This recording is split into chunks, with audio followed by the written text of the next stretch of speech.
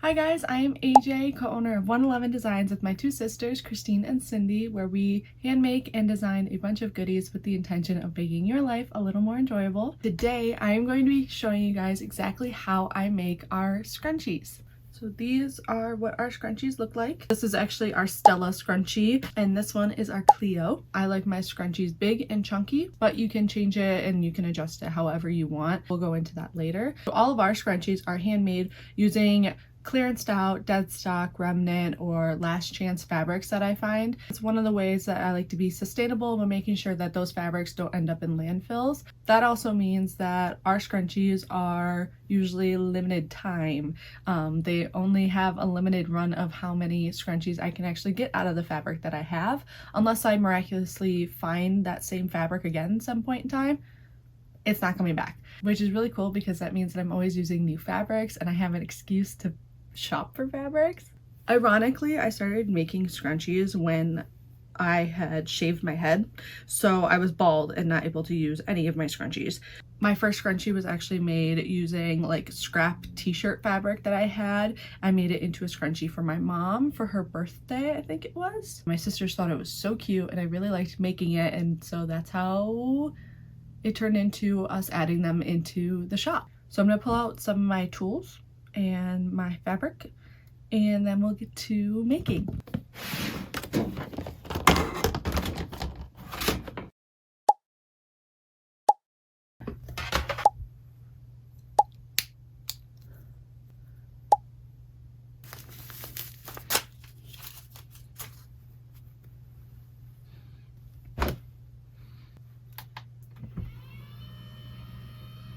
Is folded this way in half, so I'm folding it again so that I can get an accurate measurement of how much fabric I actually have. So this is 15 across, so that means that I actually have 60 inches across, which I usually use around 30 inches, so that's perfect. Now I'm going to measure how much length I have this way. I'm gonna do it again and see. I have 8, so that's 16, so that's 32 inches down, which I use around 6. Since this has ribbing, I know that I need to be conscious of how I cut this, because either I could make the ribs go around like this one, like I did on the Megan, or I can make the ribs go around like this way, like I did with the Diana. With this fabric, I want to do it like this. It's going up and down, so I want to make sure I'm making the cuts along the 60-inch edge so that when I fold the fabric over, I can match the ribs up to itself. Any more space?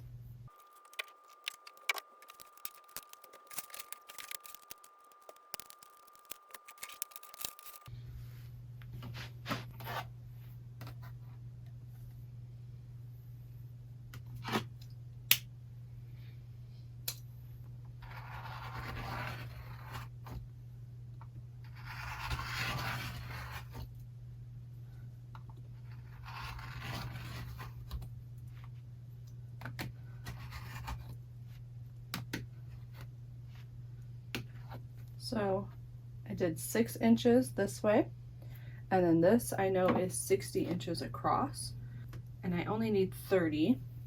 So I'm gonna go ahead and cut this in half. There we go. So this is going to make one scrunchie, and then I just go ahead and fold it in on itself right then and there. I'll save the rest for later, and then we're gonna make this into a scrunchie.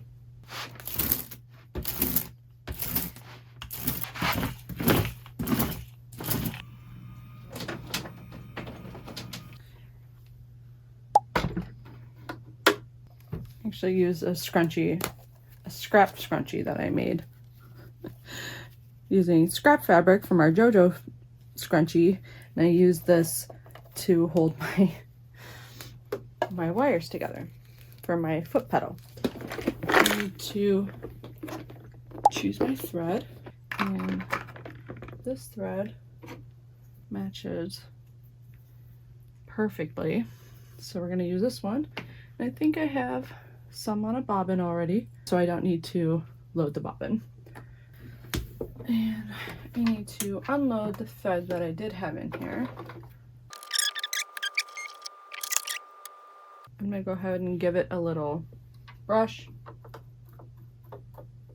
since I'm in here.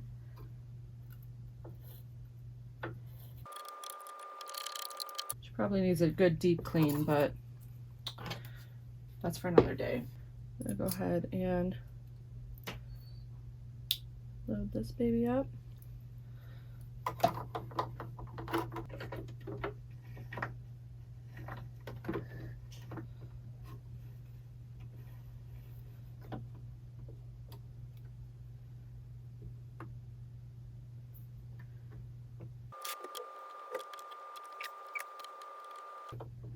Alright. So now we're ready to sew.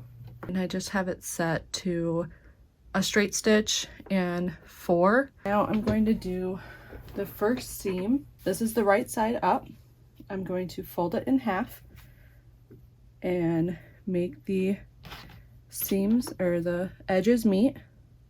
And then I'm just going to go ahead and sew up this edge.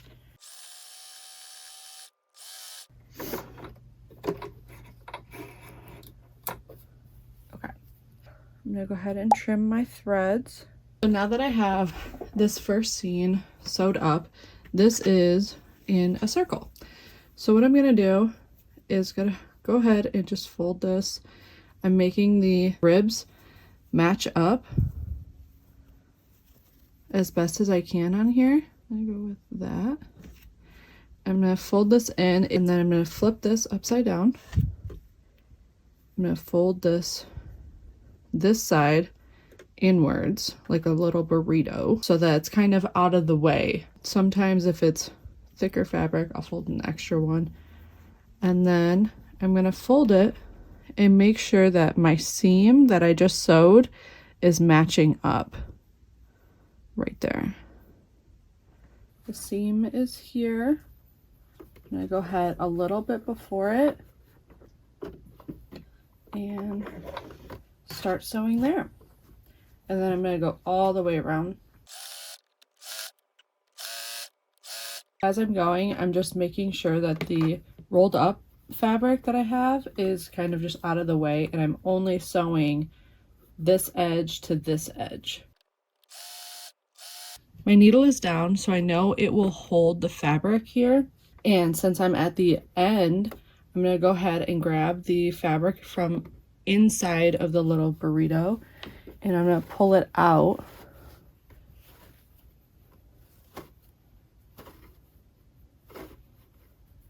So now it looks like I'm at the beginning again. So I'm going to keep going.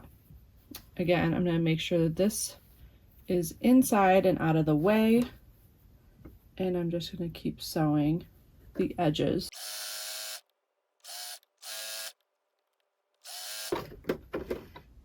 Make sure needle is down, pull out. Now I can see that I got the seam, so where I actually started. So I'm going to go ahead and flip it inward so I can pull it out a little bit extra. So I can see where my first stitch was, so I can make sure that I leave a gap here. All right. So this is where I just ended. This is where I started. So I left a little hole. First, I'm going to go ahead and trim up my threads. All right. And now, using that hole, I'm going to go ahead and pull the fabric from inside out. So basically, it's just flipping it inside out. And when you get to the end, you'll really see it, where it's just literally flipping so that you have the right side out now. And now you have it into a tube. You can see like the ribbing matched up really nicely. I love that. I do already have some pre-cut, so I'm gonna go ahead and use that. This is the elastic that I use. It's 8.5, 9 inches is what I go for. That's, to me, perfect, in my experience. I use a bodkin now, since I invested in one, but when I first started, I just used a pin. I just used a pin, pin it through one side, and use this to thread it through the fabric. But now I use my bodkin. You put the elastic in here, you clip it down, so now it'll hold on to it. Then you grab your fabric, go ahead and find that hole again. I know it's around the seam, there it is. Okay, so here's the hole. So I'm gonna feed the bodkin into the hole in the fabric, and then I'm just gonna go ahead and carefully feed it through. Depending on the fabric, you might have like holes in the fabric. That's just like part of the aesthetic and stuff like that. So just be careful and grab the end of the elastic. I don't want this to go in. I want to hold on to the end of this elastic. Still holding on to this elastic. It gets a little bit tight. You have 30 inches of fabric, but you only have 9 inches of elastic. Now my bodkin is coming back out. I'm still holding on to the end of the elastic. And so now I have both ends. I'm gonna get my bodkin off. I'm gonna make sure that my elastic, you can see which end is like flat bottom. I'm gonna match them up like that. And then I just go ahead and tie it off. So I wrapped it around my fingers. I tied it into a little knot. And I wanna make sure I have as much, I'm not wasting any really much of this elastic, so I make sure it's like just a little bit at the end for me to grab onto, and then make sure it's nice and tight. I really tighten it, and then I'm just gonna go ahead and cut off this end. There we go. So now it's already starting to look like a scrunchie. So now all I have to do is sew up this little hole that I made. Since this isn't going to look like the rest of the seams, this is going to be a little bit obvious that there was sewing here. That's why the thread matching matters. I guess the inside you honestly could do whatever, but it's just if people pull on it, then you really can't tell because the thread matches so well. But I mean, people aren't really going to do that. And just make sure that the hole is nice and tight together so I can get as close to these edges as possible. I'm going to notate where my start is, so it's around this ridge. I'm going to go a little bit before it so that I can get a good grip on it, and a little bit after. And I'm going to get really nice and tight to the edge here so that this sewing is like really nice and close to the edge. That's just a personal preference, I think. All right. And that is sewn up. Let me go ahead and trim these.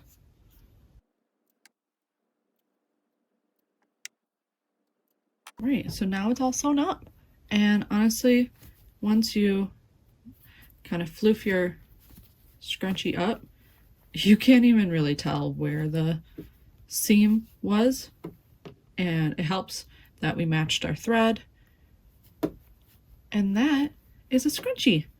So this is our scrunchie. It's so cute. I'm so happy with it. You can see how the ribbing matched up perfectly, and it made this really pretty texture on it that I really adore. Matching up the ribbing or the pattern or whatever is an extra step that I take because I just prefer it that way. I like when things match up perfectly. If you have straight lines like this or ribbed or a plaid fabric, it might just look a little bit better if you take that extra time to line it up correctly. If the pattern is like random or if it's a plain fabric or anything like that, you don't have to match it up really at all. Whatever you want to do, it's personal preference at that point. And like you saw with the Megan or with this extra little one that I have, sizing can change based on the size of the fabric that you use. So this one is big and fluffy and ruched really well because I used that 6x30 fabric. But if you wanted it to be skinnier like this was just a scrap piece of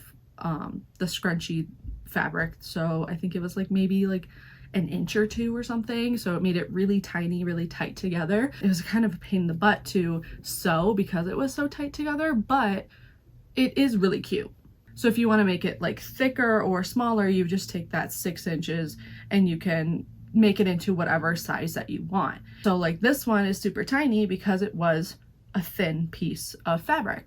But you can see that this one still has a lot of ruching, and that's because the length didn't change. That length that you're taking, again, you're squishing it onto the elastic length. That's where that ruching comes in. So if you want it more or less ruched, you can take that 30 inches that we had and kind of play with that. So you can go down to like 20, 24, whatever you want to do if you want it less ruches. And this is my preferred scrunchie size, but it can change however you want. And then you can play with the elastic size too. This size, that 9 inches with a little bit cut off from after tying it, that's perfect in my experience. So if you want it more or less stretchy, that's where you can play with that elastic size too. One that I showed you is my preferred brand and sizing, but they come in all shapes and sizes. So now that you have the steps and the materials, you can use that as your base and kind of play around with it however you want. So if you followed this video or if it helped you out in any way, please let me know. I would love to see or hear all about your scrunchies or whatever you make. And if you have any tips for me, I would love to hear from you guys. I'm always looking to improve my skills, especially with sewing. This fabric I'm actually saving for our spring collection. So you won't see this one in the shop anytime soon, but if you want to check out our other scrunchies or any of the other handmade goodies that we have, you can head to shop111designs.com. I'll leave the links to our shop and other social medias down below so you can check us out and support us if you want to. But thanks again for making this scrunchie with me. I hope you enjoyed this video. If you did, make sure to give it a big thumbs up, hit the subscribe button so you don't miss our next one, and I will see you guys next time. Bye guys!